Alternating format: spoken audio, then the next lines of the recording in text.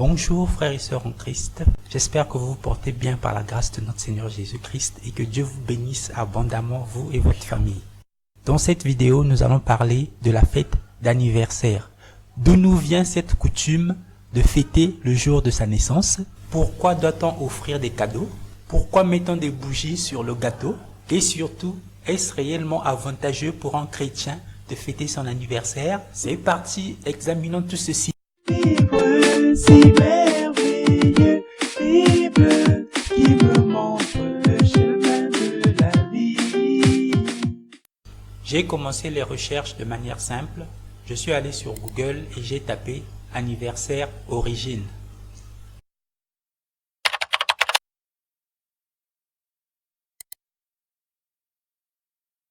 Ensuite, j'ai cliqué sur le premier lien qui s'est affiché et qui était une page Wikipédia.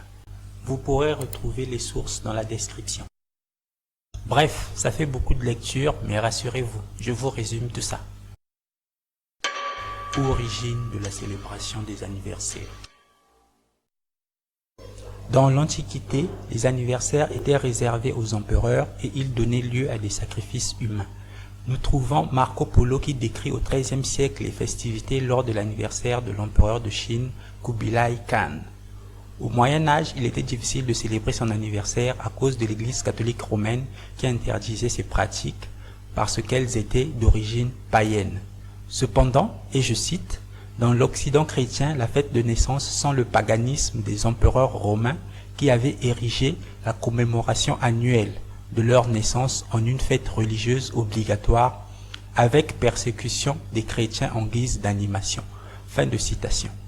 La célébration du jour de la naissance réapparaît clairement à l'époque de la réforme protestante au XVIe siècle, à cause de l'astrologie et des horoscopes. Néanmoins, c'est au XIXe siècle que la célébration de l'anniversaire se répand dans la classe bourgeoise, puis à la classe ouvrière au XXe siècle. Origine et signification des vœux, du gâteau et des bougies, et des cadeaux. Veuillez noter que dans ce chapitre, je cite directement l'article Wikipédia. Tout ce que j'ai fait, c'est modifier un peu l'ordre des phrases. Allons-y. Les diverses coutumes que l'on observe aujourd'hui lors des anniversaires ont une longue histoire. Leurs origines sont liées à la magie et à la religion. Jusqu'au IVe siècle, le christianisme a rejeté la célébration des anniversaires, les considérant comme une coutume païenne. Les Grecs et les Romains croyaient qu'à chaque humain s'attachait un esprit protecteur ou démon qui assistait à sa naissance et veillait sur lui durant sa vie. Cet esprit était en relation mystique avec le Dieu dont l'anniversaire correspondait au jour de la naissance de l'individu. Cette croyance a fait son chemin et se retrouve dans les notions d'ange gardien, de marraine fée et de saint pape. La coutume consistant à allumer des bougies sur les gâteaux a commencé avec les Grecs. Des gâteaux de miel, ronds comme la lune et éclairés par des cierges, étaient déposés sur les autels du temple de la déesse Diane. La croyance populaire attribue aux bougies d'anniversaire le pouvoir magique d'exaucer les souhaits. Les cierges allumés et les feux sacrificiels ont toujours eu une signification mystique particulière depuis que l'homme a commencé à dresser des autels à ses dieux. Les bougies sont donc un hommage à l'enfant qui fête son anniversaire. Elles lui font honneur et lui portent chance. Les souhaits d'anniversaire et le vœu de bonheur font partie intégrante de la fête. Cette croyance prend ses racines dans la magie.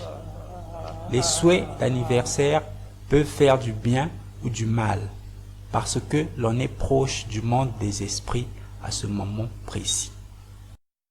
Les pratiques en usage dans les temps anciens qui consistaient à adresser des félicitations, à fêter l'événement et à offrir des cadeaux étaient censées protéger des esprits mauvais celui qui célébrait son anniversaire. On assurait ainsi sa sécurité pour l'année à venir. Origine de la chanson Joyeux anniversaire.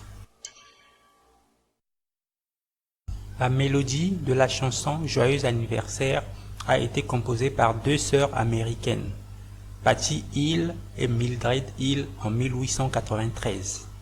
Elles étaient toutes deux institutrices et avaient composé la chanson intitulée Good Morning to All pour leurs jeunes élèves. Les élèves aimaient tellement la chanson qu'ils se sont mis à la chanter lors des fêtes d'anniversaire. Ce sont donc les enfants qui ont modifié les paroles de la chanson de Good Morning to All à Joyeux anniversaire en y incluant le nom de la personne qui fêtait son anniversaire.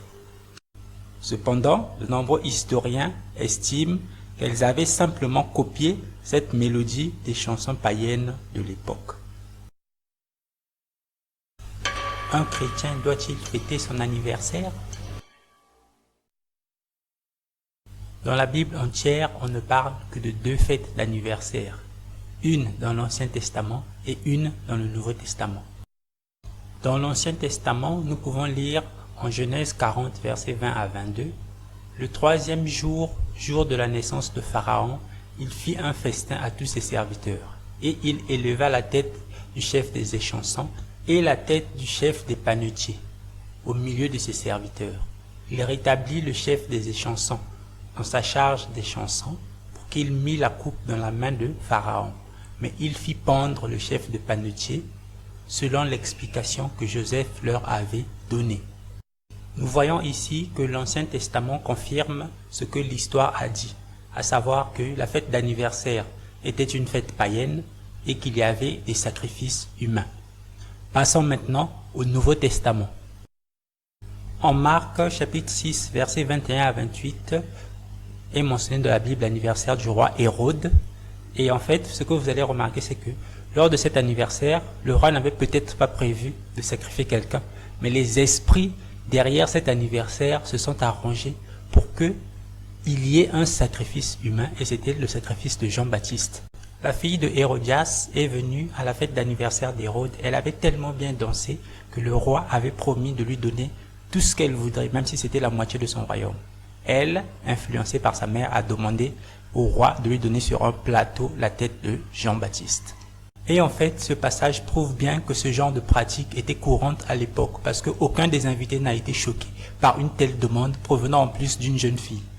Donc, le Nouveau Testament aussi confirme que les anniversaires étaient des fêtes païennes et qu'il y avait des sacrifices humains. Voici un petit résumé de tout ce qui a été dit pour vous aider en tant que chrétien à prendre une bonne décision. 1. Les anniversaires sont liés à la magie, à l'astrologie et au sacrifice humain. Déjà, la Bible interdit clairement la magie, l'astrologie et les sacrifices humains. Dans Deutéronome, chapitre 18, versets 10 et 12, on peut lire « Qu'on ne trouve chez toi personne qui fasse passer son fils ou sa fille par le feu, personne qui exerce le métier de devin, d'astrologue, d'augure, de magicien. Car quiconque fait ces choses est en abomination à l'Éternel. » Dans ce passage, on voit clairement que Dieu nous interdit d'habiter dans la même maison que quelqu'un qui pratique la magie. En fait, c'est clair que Dieu ne veut pas qu'on soit en contact avec les pratiques de la magie et de l'astrologie et des sacrifices humains. Donc, vous voyez que tout ce qui sort de la magie, de l'astrologie et des sacrifices humains, en tout cas, Dieu est déjà contre cela. Et donc, c'est clair que Dieu est contre la pratique de fêter les anniversaires. 2. Le gâteau et les bougies portent chance et honorent la déesse Diane. Les cadeaux sont censés te protéger jusqu'à l'année prochaine.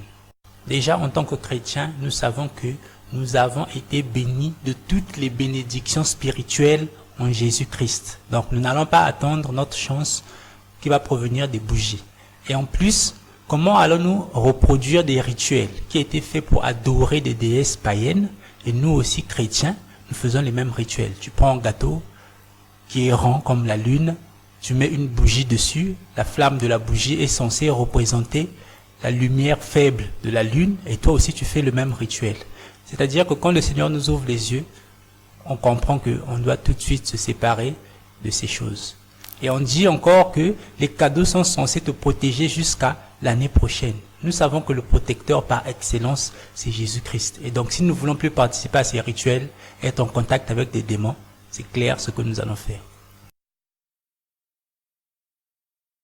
3. Celui qui fête son anniversaire est protégé par le démon qui a assisté à sa naissance. Frères et sœurs, c'est grave les choses que j'ai lues ici dans cet article. Et c'est clair, c'est même pas caché. C'est-à-dire que vous voyez clairement que on nous fait participer à des rituels, à des choses sataniques, simplement parce qu'on ne pense pas à vérifier ce que nous faisons comme chose quotidiennement, chaque jour. Et donc ici, quand on te dit que il y a un démon qui assiste à ta naissance et qui te protège lorsque tu fêtes ton anniversaire, toi, est-ce que, en tant que chrétien, tu es protégé par un démon? Et si un démon entre en contact avec toi, est-ce qu'il viendra réellement pour te protéger? Nous savons que Satan ne vient que pour dérober, égorger, tuer, détruire. Donc, personnellement, déjà par rapport à ce point-là, quand j'ai appris ça, je ne peux plus jamais fêter un anniversaire, ni souhaiter joyeux anniversaire à quelqu'un. Parce que c'est une manière aussi de participer à ces choses. La Bible dit plutôt, au psaume 127, verset 1, « Si l'Éternel ne bâtit la maison, ceux qui la bâtissent travaillent en vain. Si l'Éternel ne garde la ville, celui qui la garde veille en vain. » Donc, la véritable protection, ce n'est que Jésus-Christ et personne d'autre. «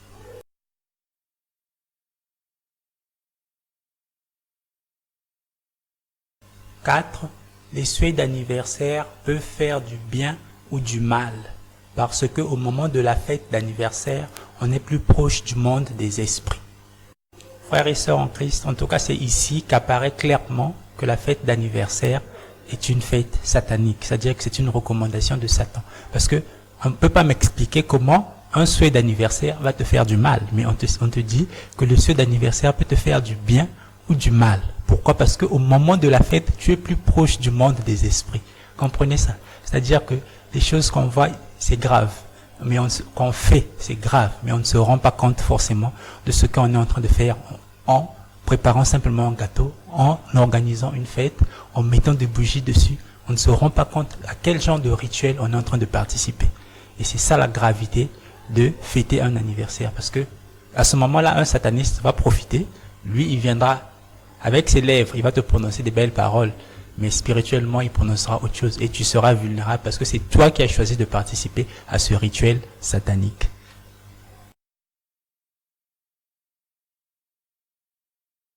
« 5.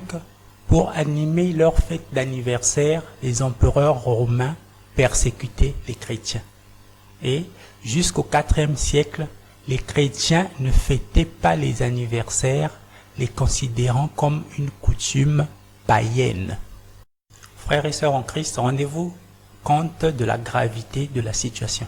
C'est-à-dire que ceux qui ont commencé avec les anniversaires avant toi, pour se réjouir, pour s'amuser, ils allaient persécuter les chrétiens. C'est-à-dire, toi aujourd'hui tu es chrétien, tu décides encore de fêter un anniversaire. Tu vois un peu à quoi tu es en train de participer.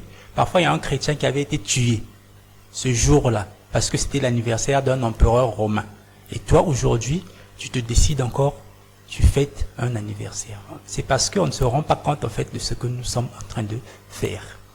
Et deuxième point, on nous dit que les premiers chrétiens ne fêtaient pas les anniversaires parce que cette coutume était une coutume païenne. La Bible nous dit bien que Dieu ne change pas. Est-ce que entre-temps, Dieu est devenu païen pour que nous, chrétiens, on puisse maintenant participer à des rituels païens? Ou est-ce que cette coutume-là, Dieu a dit, bon, d'accord, c'était pour les païens, maintenant je fais ça passer, ça devient pour les chrétiens. Donc réfléchissons sérieusement sur ce que nous faisons lorsque nous fêtons les anniversaires. Ça a pour origine la magie, l'astrologie. Donc ça ne nous concerne pas. Et lorsqu'on se rend compte de ces choses, la première chose, en fait, ce qui vient à l'esprit, c'est que vous connaîtrez la vérité et la vérité vous affranchira. En tout cas, merci à tous ceux qui aiment et qui partagent nos vidéos, ainsi qu'à tous ceux qui se sont abonnés. Ça permet à nos vidéos, à nos édifications et corrections de toucher le maximum de gens gratuitement. Merci aussi à tous ceux qui sont nos ennemis. Que le Seigneur vous bénisse tous et à la prochaine. Vivre si merveilleux.